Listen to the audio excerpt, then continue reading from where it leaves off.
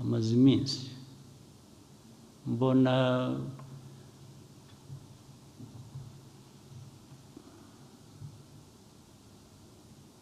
ku mbuga zikoranya amakuru ibintu bijyanye na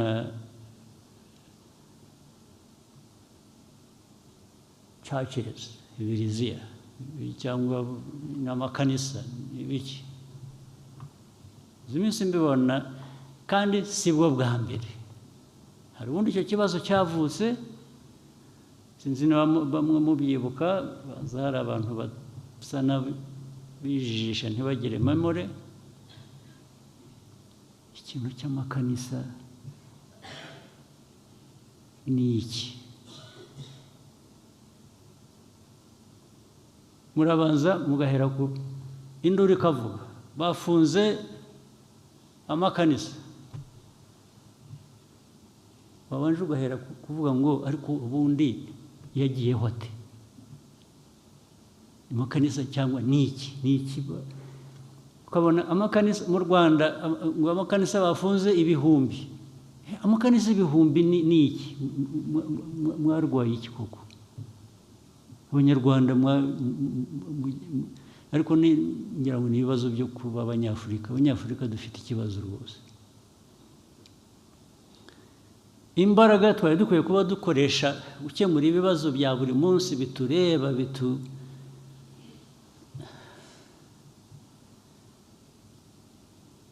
biduha umutekano bituzamurira ubukungu bituma umunyarwanda atagira inzara atagira biriya bibazo navugaga zose mugiye kuzimarira mu bintu ko twagize iki kiganiro tukakiganira bihagije ndetse bigasa nkaho hafashwe umwanzuro habaye iki nyuma yaho ku buryo twongera tugasubira hahandi ubu koko mwebwe nk'abanyarwanda n'aba bicaye mwebwe abadepite mwicaye hano ubwanyu ubu hejuru yo kuba umudepite mwumva mufite aho mushingira ku buryo buri wese muri mwe yagira ikanisa mu gikari cye ukaba umudepite ukaba umupasitori ukagira ikanisa warangiza erega abantu bakabishyura n'udafite na wa wundi wabujije ibikorwa byari bikwiye kuba bimuha amafaranga agomba kwishakamo amafaranga akuzanira akaguha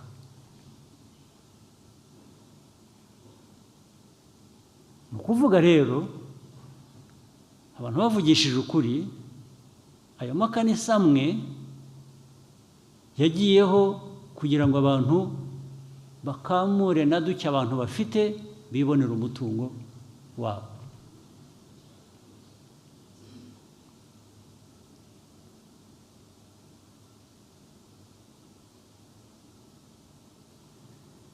ni indwara ki ugahura abo rero bameze batyo hari n'ubwo ugira uti wenda bifite ishingiro ariko wenda niko mubyumva sinzi usibye ko bamwe tutabyemera uhuye n'umuntu aravuga ngo urareba nijoro nari ku musozi kanaka nabonekewe nahuye n'Imana navuganye nayo wahura n'undi akakubwira nawe ukundi Imana ibyo yamubwiye wahura n'undi ni umuhanuzi arahanura ibizaba ejo kuri kanaka no kuri kanaka mbere na mbere njyewe mpuye nawe ukambwira ibyo nabanza kukubaza niba utari umusazi ugomba kuba uri umusazi niho nahera icya kabiri nagusaba ubuhamya evidence ibingibi uvuga yuko warayihuye n'Imana ibyo yagutumye cyangwa yakuntumyeho nyereka gihamya. Ariko abanyarwanda mwarapfuye mugera aha ngaha ku buryo umuntu aza akabarindagiza, ari umuntu warindagiye akaza akabarindagiza mugakurikira, ntibibe hamwe ntihabe handi, bikaba ahantu amagana ibihumbi. Igihugu se ubwo kiba kikiriho ko mwashize mutabaho?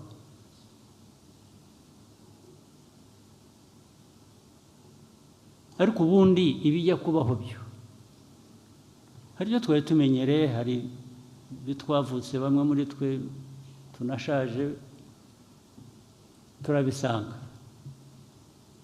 byamenyerewe abantu. Ibyo ntabwo nzirwa njya kubibaza, nubwo niyo naba hatari ibyo nemera, nta mpaka najyamo cyangwa nta rubanza najyamo, ndabyihorera bikamera gutyo. Ariko ibindi by'amafuti bidusanga hano, mwebwe abantu bakuze, abantu bazima, abantu mufite ibyo munyuzemo, umuntu akaza akarindagiza igihugu cyose, agafata igihugu akakigira ingwate, namwe mukarindagira mugakurikira. Uwaturuze se ubwo yarakarabye wa mugani w'ikinyarwanda.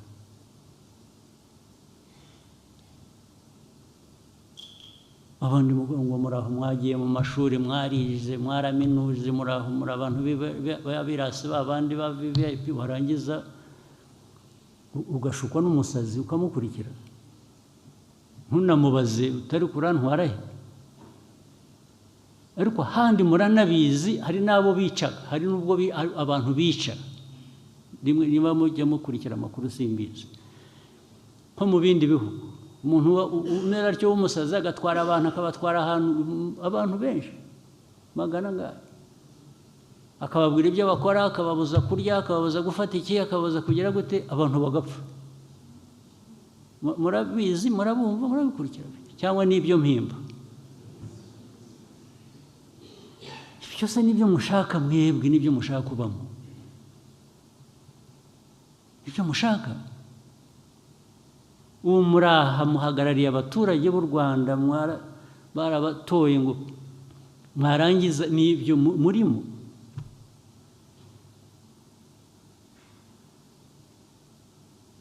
Niba mushaka kuba abapasiteri, muve mu budepite mugende muba abapasiteri. Ariko nabwo mbere y'uko muba abapasiteri cyangwa muba amazina yabo sinyazi neza, ibyo bindi mujyamo, mujya gushuka abantu mukabahanurira. Wabanje ukihanurira se, urajya guhanurira abandi bantu ngo babwire ngo bazaba batya, wowe wabanje ukamenya ibyo uzaba wowe. Uri icyo ntazi, urajya gushuka abantu ngo biragenda bikajya no muri politiki. Ni nko kuyobya abantu, bakajya mu bwonko bwawe bakaguhindura uko ugomba gutekereza, uko ugomba gukora buri kintu.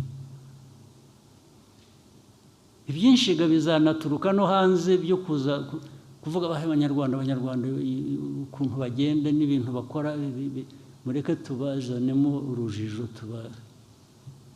bakaza bigize ibitangaza, namwe mugakurikira. Ntawe utekereza, ntawe ubaza, ntawe ugira ati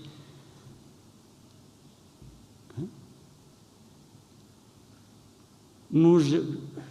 Hari izindi manza nyinshi ngo abashinzwe ubutabera bamwe barabizi. Hari uburyo bwinshi bwo kwica abantu bagapfa bakaremba, cyangwa ukabambura ibyabo na bike bari bafite bakayobora. Hari abandi baza bakubwira ko bagiye kukugira umukire,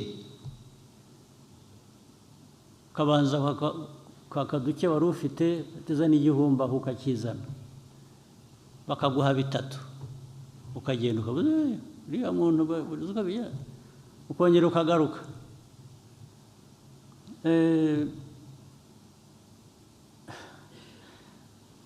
watanze 1000 wavanyemo 3 bikajya kurangira bakuvanyemo 20.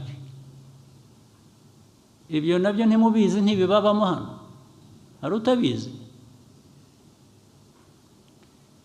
Ibyo rero byavuye naho bijya no mu madini, bijya no mu nsengero, bijya mu nabyo biba bityo.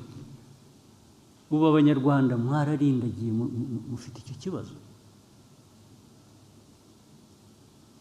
Ariko ubundi izo nsengero cyangwa ayo madini n'abayayobora n'iki, ubundi ntibifite uko bigomba kujyaho. Niba ari ibintu hari amategeko abigenga, niba byujuje ibyangombwa, ibyo birumvikana. Mwebwe nk'abadepite muzashyireho n'uburyo bw'ibyo byangombwa ni ibiki. Maze rero baragiye ukuntu babarindagiza, umuntu waje akora ikibi ariko yitwikiriye Imana. Wari kuvuga ngo ariko se umuntu uvuga ibintu by'Imana ndamuvugaho, Imana ntinyumva nabi. Ariko uyu muntu uko ari nkawe, nawe uko ari umuntu nkawe, wagiye ahubwo we wagiye kumwemerera guhinduka Imana gute? Ni umuntu nkawe, ntabwo ari Imana. Ibyo avuga n'ibyo akora uba ukwiriye kugira icyo bibazaho.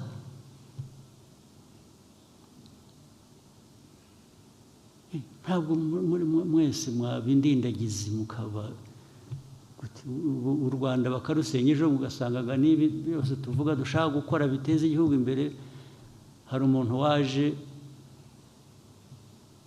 abica mu mutwe ku buryo n'inshingano mufite cyangwa ari ibyo mwagombaga kwikorera mwebwe ubwanyu, ari n'ibyo mukorera igihugu, mukabivaho mukajya ku bindi.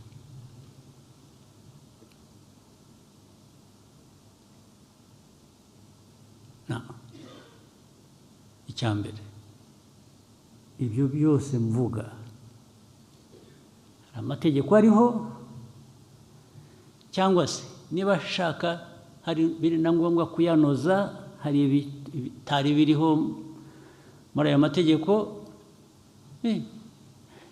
muri hano n'abandi banyarwanda mushyiraho ayo mategeko atugenga tugomba kubahiriza, kugira ngo tutaza kuba abantu bari aho bintuza gusa.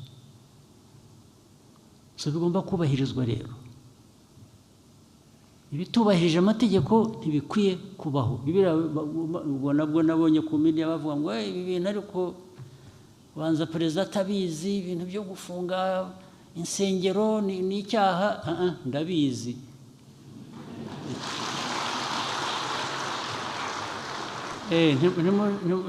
Ntabwo nshaka wumpa ruswa ngo munjyaho mu izina ryiza ngo buriya byabaye ko atabizi, kandi mbizi. Ahubwo sinabishaka na busa. Ibintu by'akajagari aho ariho hose, noneho niyo byaba biri mu madini, ntabyo nshaka, nzabirwanya rwose. Niyo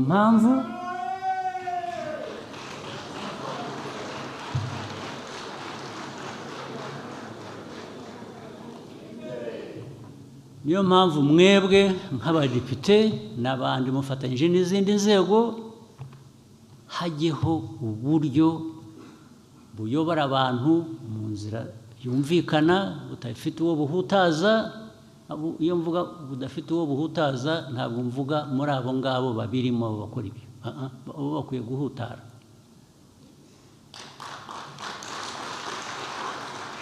Abo mvuga badakwiye kugira icyo bahutaraho ni aba baturage mukwiye kuba muyobora, abanyarwanda nibo mvuga.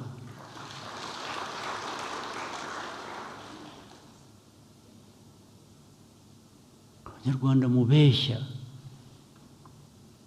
mukabajijisha, mukabatwara aho badakwiye kuba bajya, mukabambura na bike batunze, mwebwe mukabigira ibyanyu, bigomba guhagarara byanze bikunze.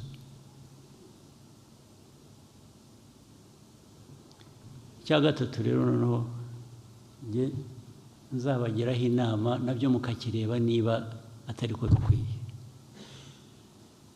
Aba bantu bateka umutwe bakanyura muri ibi by'amadini, makanisa mu biki, bakambura abantu ibyabo, bagatwara amafaranga, umutungo wabo.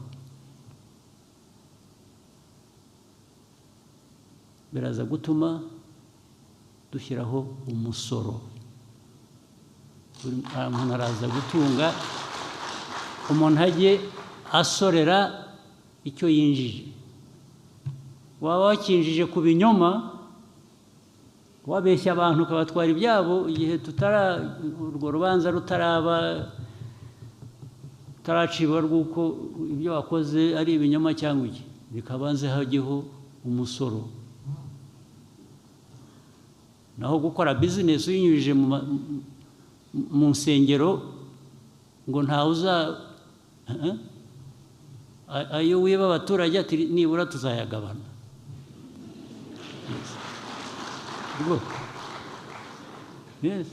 Ajye muri leta, ajye gufasha abo tuzasanga baragiriwe nabi.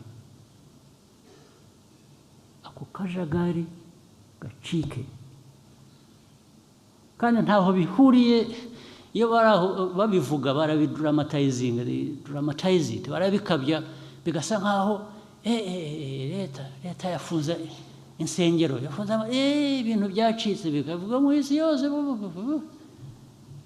bigasa nkaho hateye ikintu cyo kwanga kwemera cyangwa cyo kwanga Imana cyangwa cyo kugira mureke kubeshya.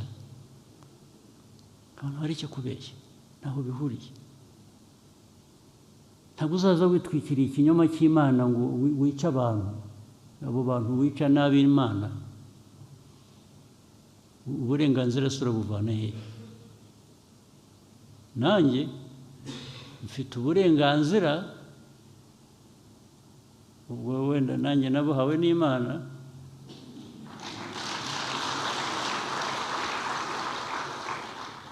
bwo kurengera abayo.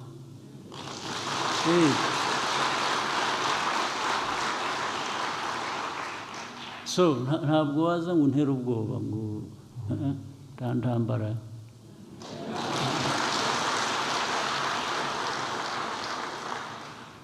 Rwose bigomba guhagarara, ndabibabwira, kandi bihagarare bitaragera kure cyangwa bitere n'ibindi bibazo bitoroshye. Bihagarare. So abari bazi ko ntabizi, ndababwira ngo ndabizi cyane rwose, kandi musubiremo, bikwiye guhagarara, bikagira uburyo binyuramo, kigiye kubakwa, kigiye kubaho, hanyuma no mu nzego za leta, abazikorera, abazirimo, abafite uko bemera, ibyo bakurikiza babikurikize mu buryo bw'amategeko, batandukanye ibintu, batandukanye kuba minisitiri ukaba n'umupasitori at the same time. Aho ngaho turahitamo kimwe. Ntabwo ari icyaha, ushobora kubiba byombi, ushobora kuba ibintu byose, ariko kugira ngo tutangiza akazi dushinzwe gukorera Abanyarwanda, bigomba kugira uko bitandukana.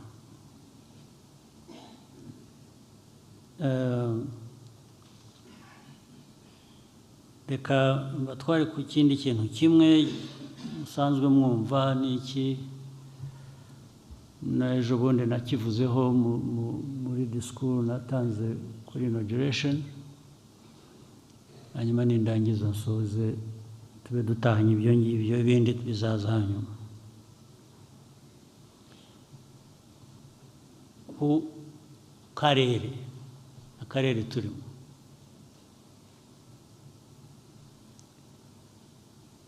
izi ntambara ziri mu karere, mu Eastern Congo, ibindi biri aho bigera bityo bisukuma, biri no mu ahandi dufitanye imbibi, amateka yabyo ubundi murayazi ariko iteka ahora avugwa ukundi bihora biza bityo abantu bakaza bavuga ngo barashaka ibisubizo barangiza bakaba nabo ahubwo bagatera ibindi bibazo kubera ko barashaka no gukemura ikibazo uburyo babishaka bibabereye ntabwo bashaka gukemura ikibazo ku buryo bakirandura mu mizi ngo bakemure bahe ubutabera abari muri icyo kibazo cyangwa se babaze utera ibyo bibazo ngo abisubize icyo mvuga ni iki imyaka ibaye ingahe hari izi nterahamwe FDLR utazizi ninde hano cyangwa uwo zitahekuye ninde hano ninde zitahekuye uri hano muri inteko cyangwa muri ko twicaye hano ariko icyo kibazo kimaze imyaka 30 kuba kimaze imyaka 30 bivuze iki rero bivuze ko abantu batubeshya barabeshya ngo barashaka gukemura ikibazo ariko inyuma yaho bashaka kugira ngo ahubwo gihore kiriho kibafashe gukemura cyangwa se kugera ku zindi nyungu zabo bashyira imbere ariko twe uko tunababwira gushyira inyungu zawe imbere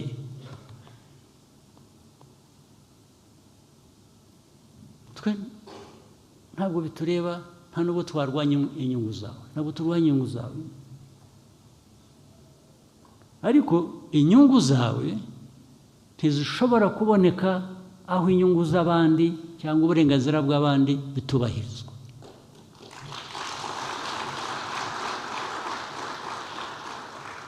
nta naho bigonganira ntabwo bigongana kugira ngo ukore ikintu kizima kandi wubahirize ubone n'inyungu zawe washakaga bigonganira he icyo ni kimwe icyo turakivuze ikintu cy'interahamwe barangiza bagahimba interahamwe zari zaratashye hanyuma u Rwanda ruzigarura muri Eastern Congo kugira ngo bakore exploitation babone uko batwara ubukungu bwa Congo ariko ubukungu bwa Congo nge ntwara wowe kuki utabukoresha wowe nyirabwo ko mbona abantu bawe bakennye nk'abangi hano cyangwa bari no hanyuma kuki utabikora kwazo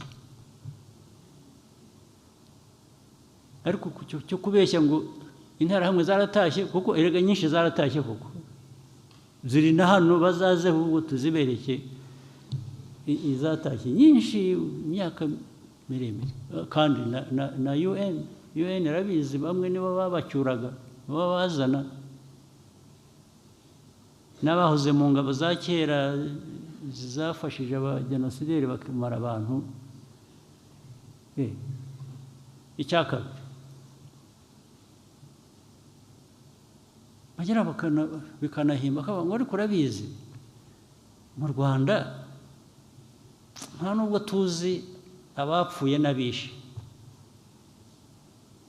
ntabwo baza hari ahantu usanga imvugo ari ukuvuga ngo mwitonde ibintu bya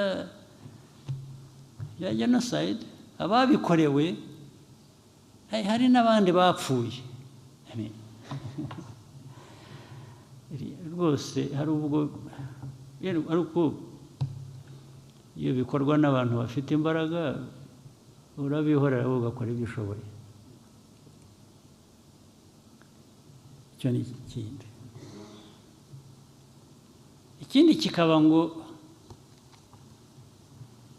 ni bakeya abicanyi bake bababaye cyangwa bibavanaho icyaha gute abicanyi bake, ariko ababivuga ubwabo muzi ibintu by'iterabwoba, terrorists kujya guterera ahantu hejuru se bagomba kuba bangahe? isi irwana n'abantu batanu bageze batya batanu bakoze igikorwa cy'iterabwoba. Ibyo kuri bo nibyo biremereye kurusha abantu bishe abantu miliyoni y'abantu hano bari aho bari hariya bafite intwaro bahabwa intwaro na training n'ibindi byose na leta ya Kongo. Kuri ibyo niyo dukwiriye kubigendamo buhoro tugaceceka. Hejuru y'ibyo dufite abantu bari persecuted bava muri Kongo, mu Eastern Congo, hano mu Rwanda 130,000, 130,000. N'abandi barazaga buri cyumweru barambuka bakaza. Ikibazo cya mbere cyari kubanza kubaza ngo ariko aba bantu ni bantu ki? Ni Abanyarwanda bari baragiye muri Kongo, Kongo ikabarambirwa ikabirukana, bakwiye bataha iwabo. Ni Abanyekongo ariko badashakwa muri Kongo kubera politike mbi. Muri ibyo byose bigomba gukemuka ni iki? Ariko ikibazo cyakemutse ni uko aba bantu ari Abanyekongo. Ntawuza dushyiraho igitugu ngo tuvuge ngo Kongo ntibashaka kubera ko ufitanye amasano n'Abanyarwanda n'Abatutsi, nibasange bene wabo hakurya mu Rwanda batuvira. Ufite uburenganzira ki bwo gukora ibi ngibi? Uwo ari we wese n'ibihugu bikomeye nabyo zibihagarariwe hano kubabaza bafite uburenganzira ki bwo gukora ibintu bimeze gutyo? Bafite uburenganzira ki bwo kuvuga ngo aba bantu nibagume hano? Ikindi kiriho rero ni iki? Bari hano 130,000, n'amahanga arazi ngo aba bantu ni Abanyekongo. Icyo basigaye bakora urakizi? Baraza bagatwara abantu 10 mu 130,000 bakabatwara iwabo kujya kubatuza. Ubwo ugiye kubara bizamara imyaka ingahe utwara 10 mu 130,000? 10 nabwo ni benshi, batwara 2, 5 ejo, 10 nibo benshi, ntabwo barabirenze 10. Wowe ikibazo uracyemera, urakibona ko ari abantu bakwiriye kuba batuzwa, ubundi bakwiye gutuzwa iwabo, ntabwo ari ugutuzwa ahandi.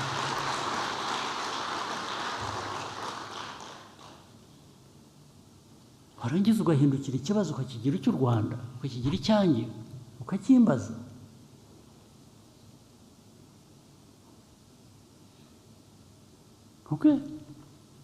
Uyobora igihugu, abayobozi ba Kongo bakavuga ku mugaragaro ko ntibazigera na rimwe bavugana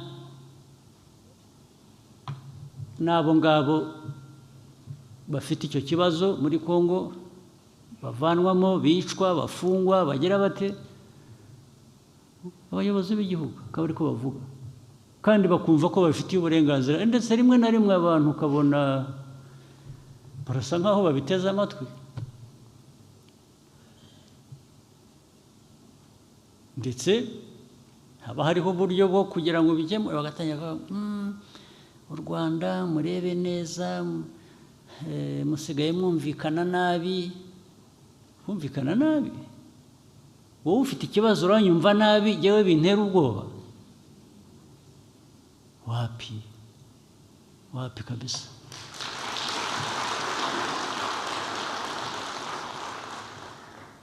ari nabo nibutsa nibyo navugiraga hariya kuri stade ubwo bakambwira ngo vugana n'aba bantu barwanira ukavuga ngo urebe ngo bashyire intwaro hasi ngo tubashyira ahantu hanyuma ibyo tuzakora tuzabitekereza ariko ibyo simbizi wenda bazabyemera ubundi uko mugenza abantu banyu nta nubwo mukwiriye kuba mubimbaza ariko iyo ufashe abantu nabi ukabambura uburenganzira bwabo bifite ingaruka ndetse nkabongereraho nariko jyewe mubwira muzi aho naturutse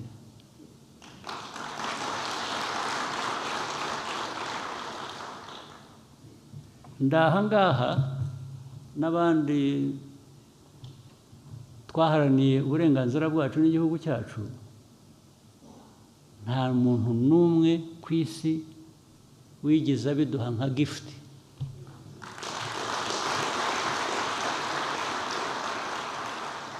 nta muntu wigeze aduha iyo favor wenda abandi hari abadashoboye kurwanira ibyabo batinya no gupfa ariko twebwe tudatinya gupfa uzatwizanaho uzatugwaho rwose nta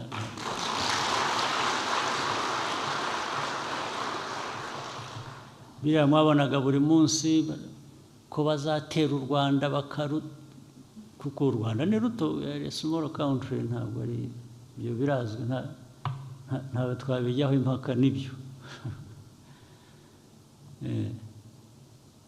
small country but our rights are as huge as of these big countries. It comes to our rights.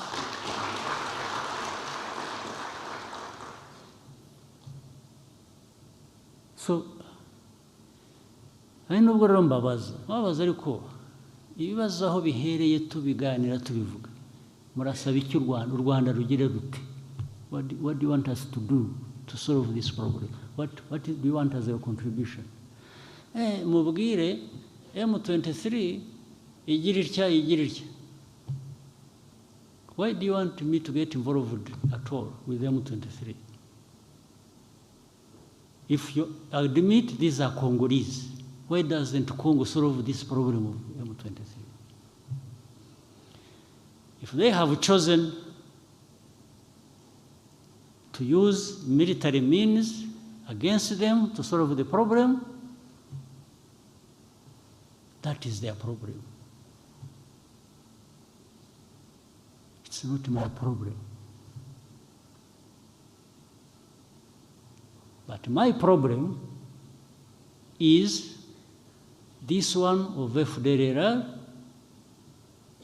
that the government has armed, that the government uses in the fight against the so-called M23, but these are Congolese. And even these other friends they bring who support them in one way or another, the talk is about working with the Congolese army, the FDLR, and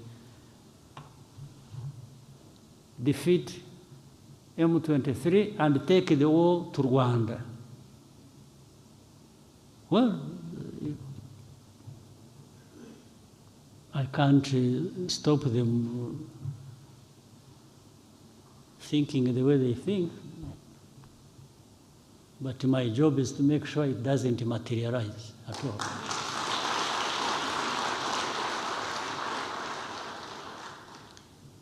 But ikindi muvane abasirikare banyu muri Kongo, muvane RDF muri Kongo.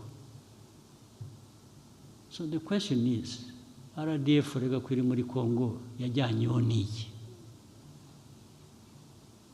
kukibwira ko yabiri muri Congo yagiye kugira gute niba uzi icyayijyanye rero niba uri shwa kwiriyo cyo muri icyo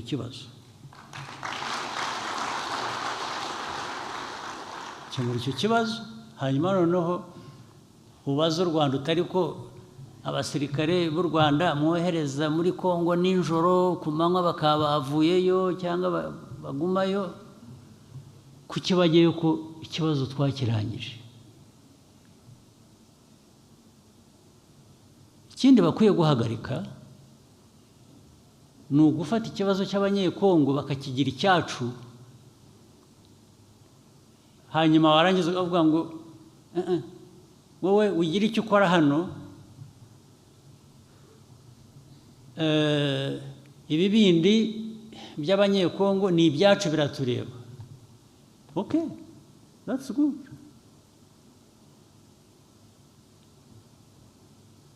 if you admit that these are Congolese then don't use their existence in Eastern Congo against me by saying I'm supporting them.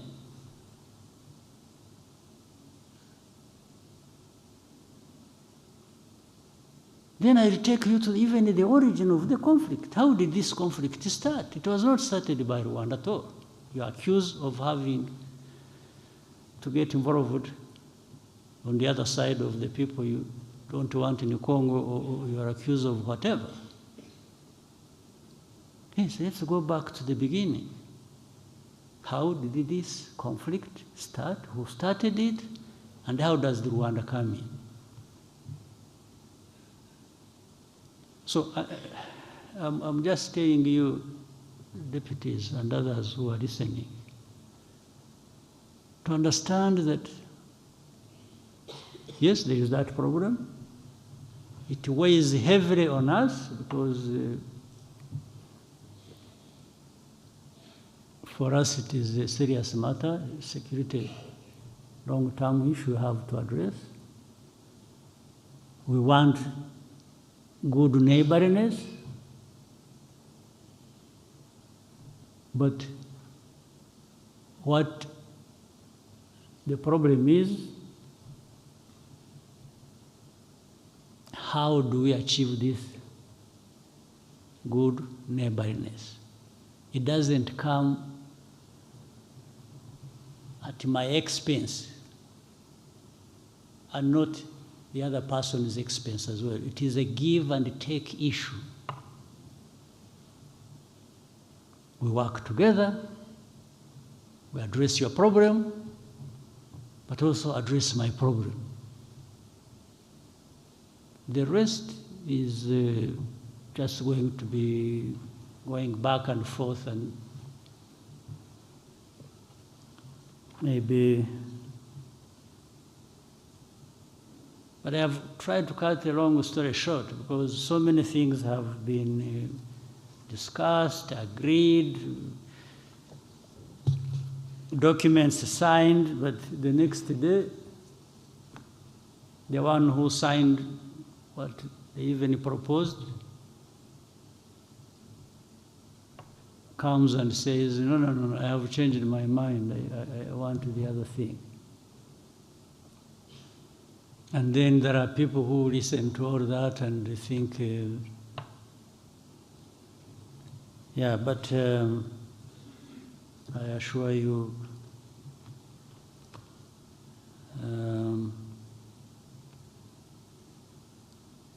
muzareke gusa gutuma abantu bamwe banyura muri ka kajagari nahereyeho hari ubwo bananirwa kugeza aho bagushakaga mu buryo bundi nk'ubwo navugaga bugaragara bakanyura mu bindi bijijisha bigenda bikabajya mu mitwe bikabagira kakurangaza ubu hari abazashinga amakanisa bigisha abantu ko buriya dufite intambara ya Kongo inadutera ibibazo kubera ko tutemera Imana hanyuma usangire abantu babigiyemo kugira ngo kabisa ariko bene ibi biba muri Afurika gusa, byaba no mu Rwanda, ahandi ntabwo byahaba. Rero reka ndangize nanone. Congratulations to you, the deputies.